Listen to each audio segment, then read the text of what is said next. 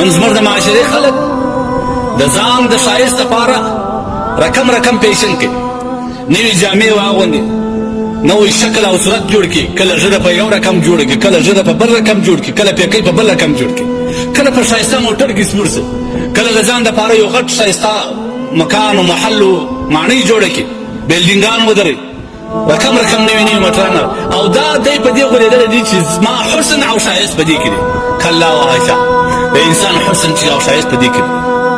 نه په موټر سړی ښایسته کېږي، نه په جامه سړی ښایسته کېږي، نه په پیشن سړی ښایسته کېږي، نه د رسول الله صلی الله علیه وسلم د سنت څخه خلاف رنګ او شکل او لباس جوړول په دې باندې سړی ښایسته کېږي، بلکې انسان چې ښایسته کېږي هغه په ښو اخلاقو باندې ښایسته کېږي.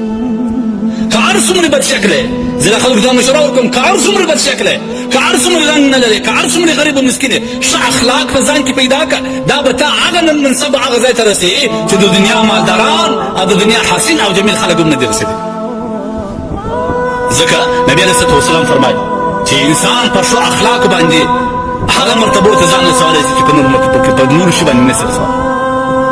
ښه اخلاق سړی جنت ته رسي، ښه اخلاق سړی د الله جل جلاله رضا ته رسي. قرآن کې الله وایي د نبي علیه الصلاة والسلام په صفاتو کې وانک لعلی خلق عظیم. د نبي علیه الصلاة والسلام د ښایست صفات نه دي کړي، د نبي علیه الصلاة والسلام د اخلاقو صفات وکړي. او بیا الله وایي لقد کان لکم فی رسول الله اسوة حسنه.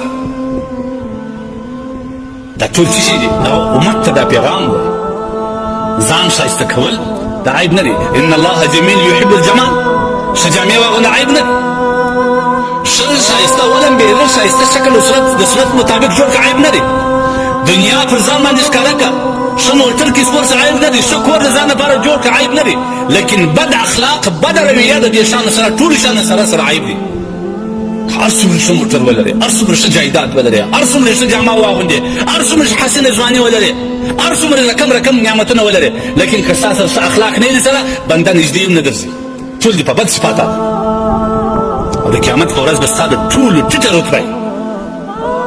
لهذا د انسان دپاره ښایست کامیابي د نبي علیه الصلاة والسلام پر سنت باندې خپل نقش او قدم ایښودل، دا د انسان دپاره غټه ښایست دی، غټه کامیابي ده، غټ دولت دی، غټه لاسته راوړنه. حال دا دی چې زموږ د معاشرې ځوانان نن دا شي شاته پرېښي، بد اخلاقه یې، متکبره یې، د ځان څخه یې وحشي جوړ کړي.